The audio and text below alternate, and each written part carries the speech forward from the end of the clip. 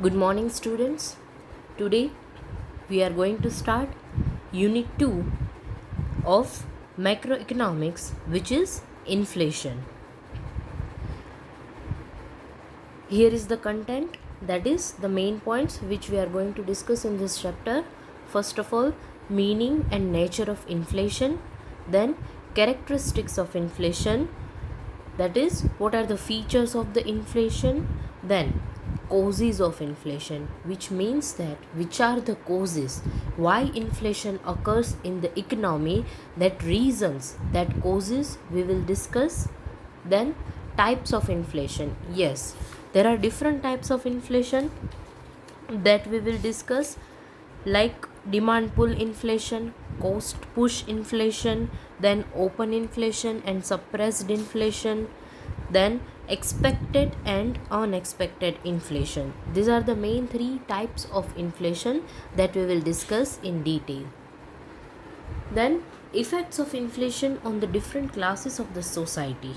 Yes, there are different classes in our society and we will discuss how inflation affects all these different classes, because it is not possible કે ઇકોનોમીમાં આપણી સોસાયટીમાં જેટલા પણ different classes છે એ બધાને inflation છે એ એક જ સરખી રીતે ઇફેક્ટ કરે.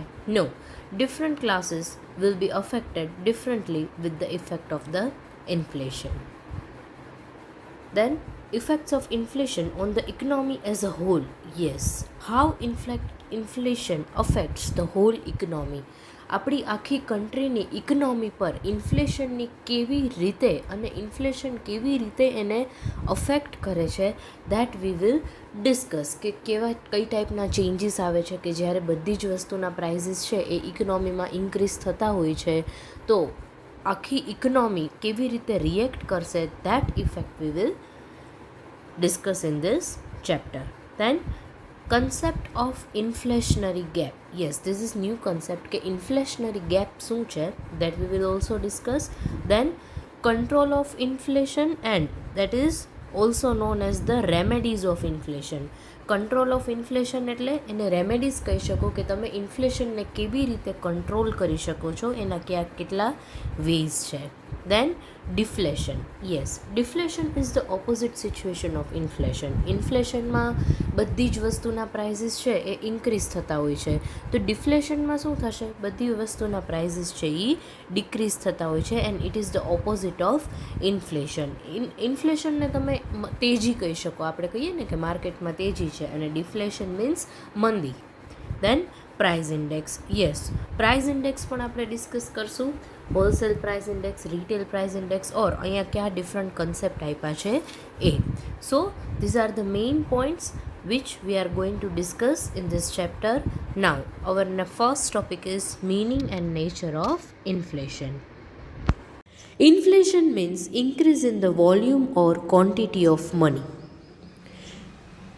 ઇન્ફ્લેશનનું મિનિંગ શું થાય કે જ્યારે ઇકોનોમીમાં મની વોલ્યુમ છે અને quantity of money supply increase થઈ જાય ને ત્યારે ઇકોનોમીમાં છે એ ઇન્ફ્લેશન આવે. In economics, the term inflation has been used in many senses and defined differently by the different economists. Inflation term છે ને ડિફરન્ટ ઇકોનોમિક્સ અને ડિફરન્ટ રીતે પ્રેઝન્ટ કરે છે. Like inflation refers to a rise in the price level, usually on account of an increase in the supply of money, unaccompanied by a corresponding increase in the demand for it. એટલે અહીંયા શું કહે છે, inflation શું કહે છે કે જ્યારે પ્રાઇસ લેવલ ઇન્ક્રીઝ થઈ જાય છે. શું કામ ઇન્ક્રીઝ થાય છે? Because of the increase in the supply of money.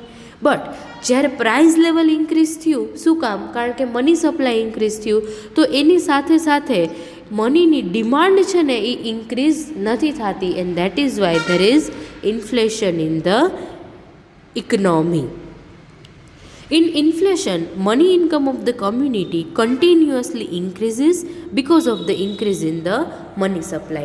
હવે જો માર્કેટમાં મની સપ્લાય ઇન્ક્રીઝ થયો છે તો એનો મતલબ એમ કે લોકોની જે મની ઇન્કમ છે એ પણ ઇન્ક્રીઝ થશે.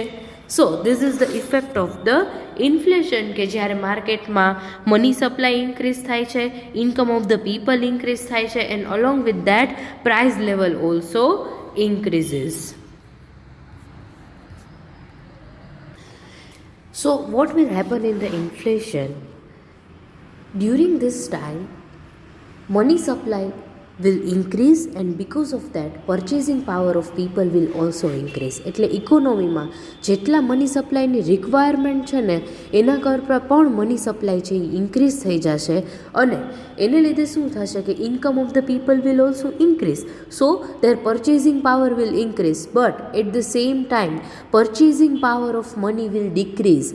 જો ઇન્ફ્લેશનમાં લોકોની ઇન્કમ ઇન્ક્રીઝ થશે પણ સામે પ્રાઇસ લેવલ પણ ઇન્ક્રીઝ થાય છે તો અત્યાર સુધી 100 રૂપીઝમાં હું જેટલી વસ્તુ પરચેસ કરી શકતી ને હવે એટલી વસ્તુ હું 100 રૂપીઝમાં પરચેસ નહીં કરી શકું. So at the time of inflation purchasing power of people will increase because of the increase in the income but at the same time purchasing power of money will decrease because of the increase in the price level. એટલે tomatoes છે એ 40 rupees પર KG મળતા હોય ને તો ત્યારે 80 rupees પર કેજી થઈ જાય. જો તમને ખ્યાલ હોય તો આવી સિચ્યુએશન આપણી ઇકોનોમીમાં આવે જ છે.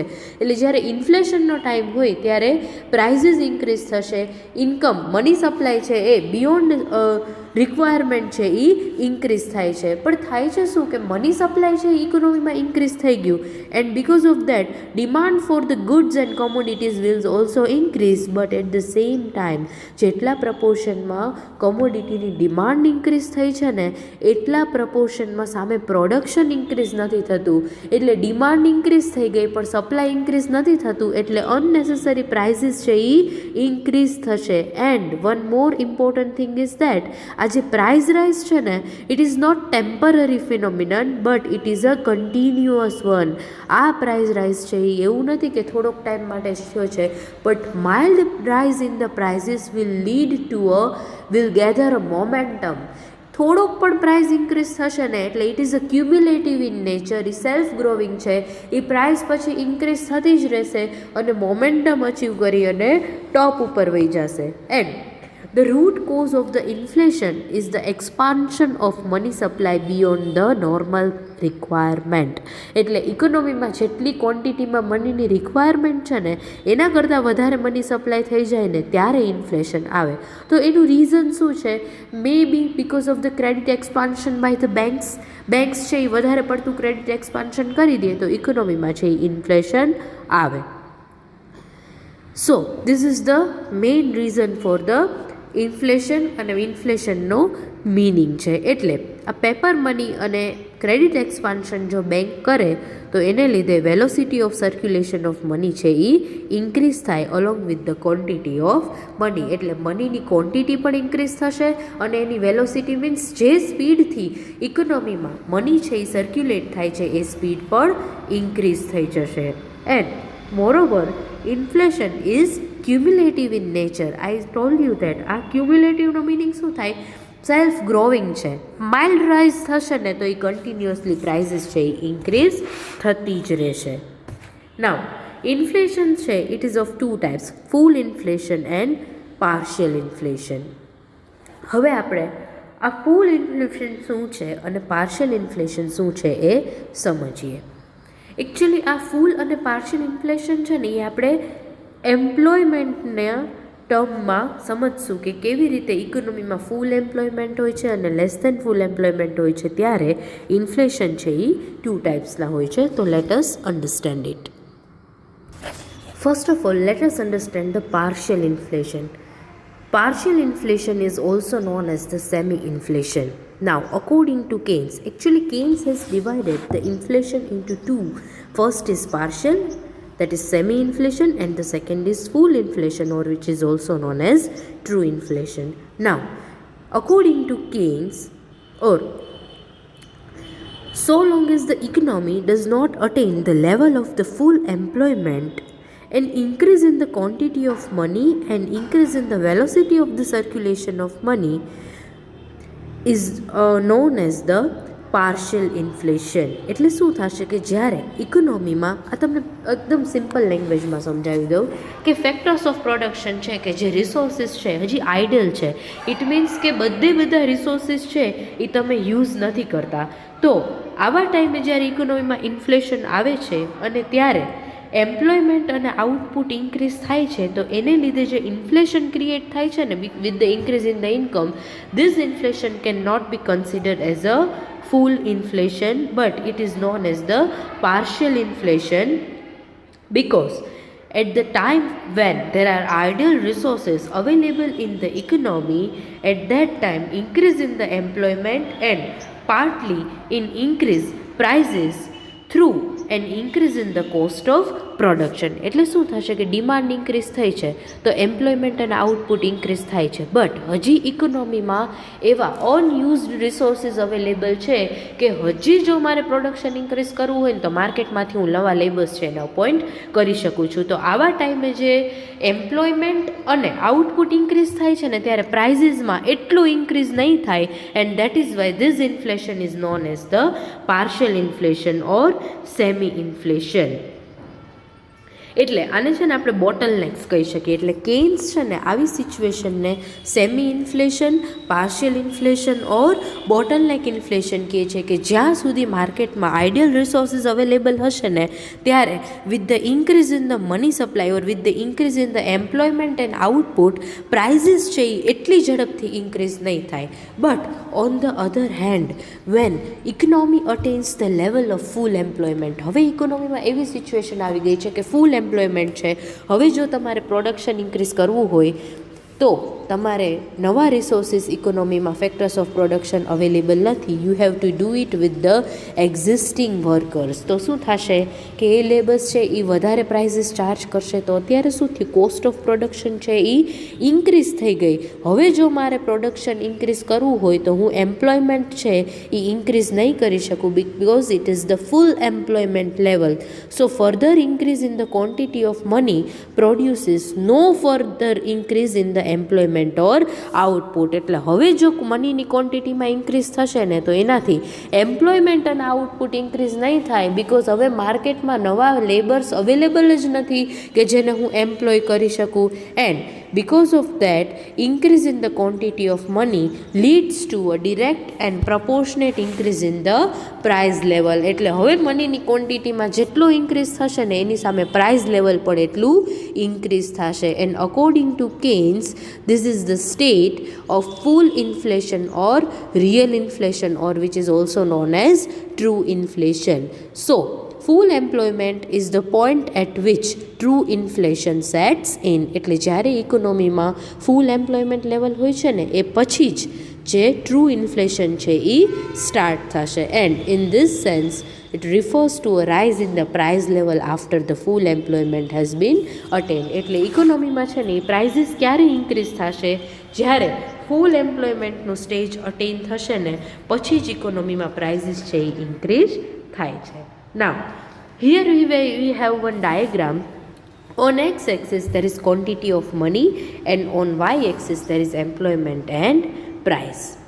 હવે જે આ APB કર્વ દેખાય છે એ ઇન્ફ્લેશન લાઇન છે. Price and employment are measured in this diagram.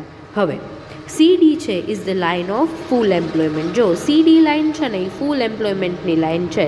એટલે CD લાઇન સુધી જેટલા પણ ઇન્ક્રીઝ થાય છે ને in the quantity of money it is semi or partial inflation, and beyond CD line it is the situation of full inflation. Now let us understand this diagram. You can see in this diagram up to point P, જ્યારે quantity of money increase થાય છે ને at that time there will be increase in the employment and output. But after point P, when it is the situation of the full employment, price છે એ increase થશે.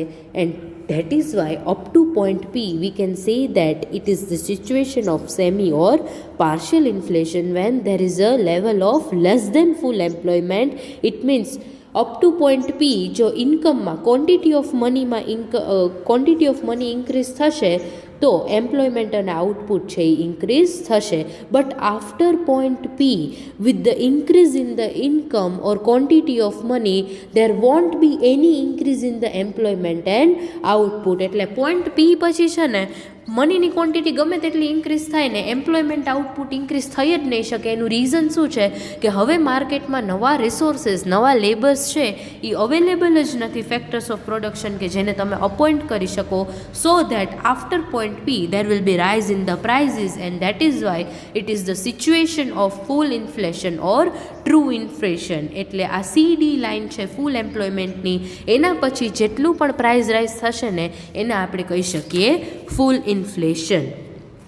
So, it is only after point P that full inflation sets, and any increase in the money supply after full employment has been reached will increase the prices, and that is why PB line shows the full inflation. So, I hope now you are clear with the meaning and these two types. આમ તો એને types ન કહી શકીએ, but this is the situation of full inflation and partial inflation in the economy. I hope you get all the things. See you all in the next session.